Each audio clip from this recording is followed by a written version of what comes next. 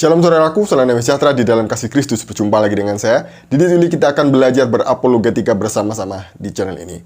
Kak Inama memang selalu membahas Alkitab untuk mencari-cari kesalahannya, bukan kebenarannya.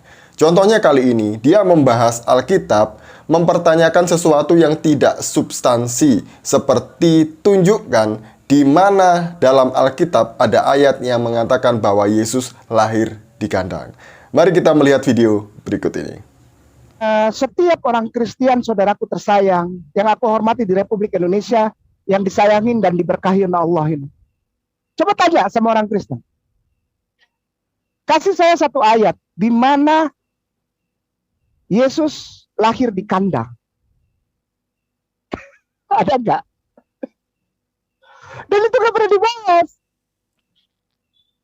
Itu nggak pernah dibahas. Yesus sunat di hitan, tidak pernah dibahas.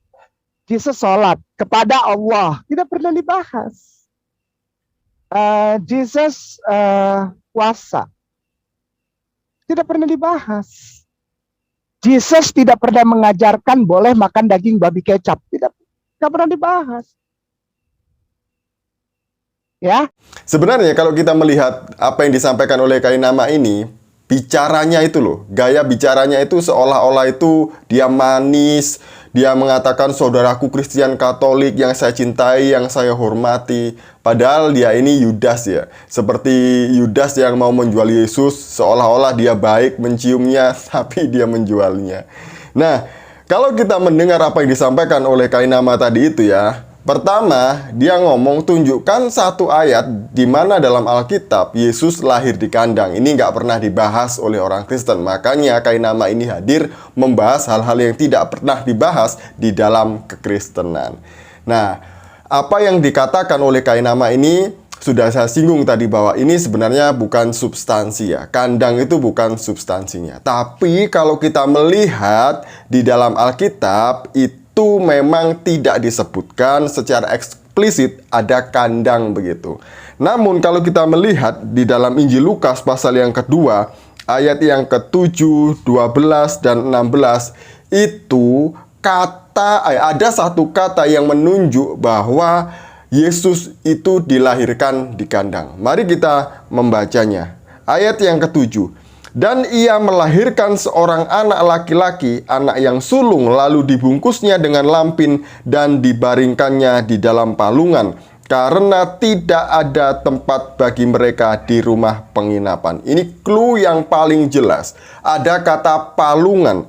Kemudian ayat 12, dan inilah tandanya bagimu, kamu akan menjumpai seorang bayi dibungkus dengan lampin dan terbaring di dalam palungan. Kemudian ayat yang ke-16, lalu mereka cepat-cepat berangkat dan menjumpai Maria dan Yusuf dan bayi itu yang sedang terbaring di dalam palungan. Saya mau tanya kepada Kak Inama, palungan itu apa sih? Apakah tempat tidur manusia? Bukannya palungan adalah tempat makan dan minumnya ternak, hewan. Lalu di mana tempatnya palungan? Apakah di kamar manusia? Apakah di hotel? Apakah di rumah sakit? Jelas tidak. Tempat palungan adalah di kandang. Memang Alkitab tidak menyebutkan secara eksplisit gitu ya, secara jelas bahwa ini adalah di kandang. Tapi dengan kita membaca bahwa bayi Yesus diletakkan di dalam palungan, berarti ini adalah tempat di mana hewan itu makan dan minum, yaitu di kandang. Kandangnya seperti apa? Ya saya nggak tahu. Kandangnya itu bagaimana? Wong saya juga nggak melihat pada waktu itu kandangnya bagaimana. Yang pasti dulu itu kandang orang zaman dulu itu kadang ada yang di padang, kadang ada yang di dekat rumah, kadang ada yang di dalam gua. Menyesuaikan karena mereka menggembalakan ternak juga jauh dari rumah. Begitu loh. Nah, kemudian hal-hal yang tidak eksplisit seperti ini kemudian di blow up ya, dibesar-besarkan. Wow, nggak ada yang mengatakan demikian, nggak ada yang mengatakan seperti ini, dan lain-lain lah. Seolah-olah Alkitab ini salah begitu di mata mereka ya. Dan kemudian mereka juga sering menanyakan, Yesus disalib menghadap kemana? Yesus disalib mau menghadap kemana itu ya nggak tahu.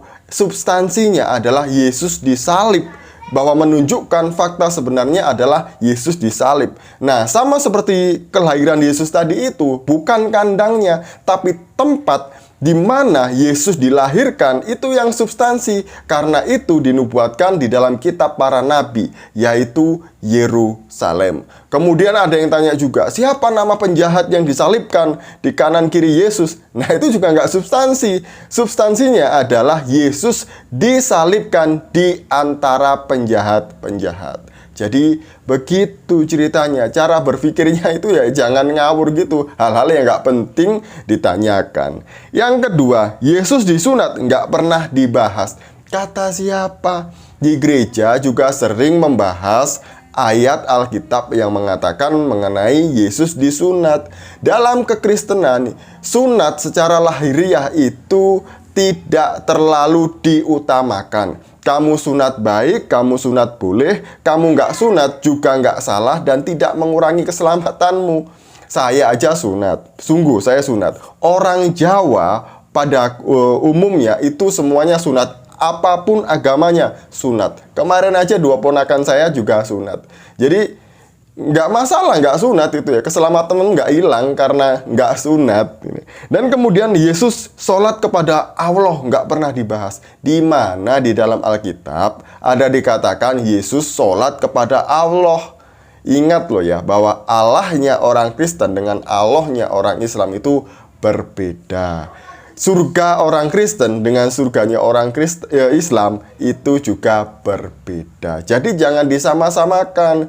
Yesus berdoa itu karena dia berkomunikasi dengan Sang Bapa. Yang kedua, dia mengajarkan bahwa Sang Firman saja butuh berkomunikasi dengan Sang Bapa, maka manusia juga butuh berkomunikasi dengan Tuhannya.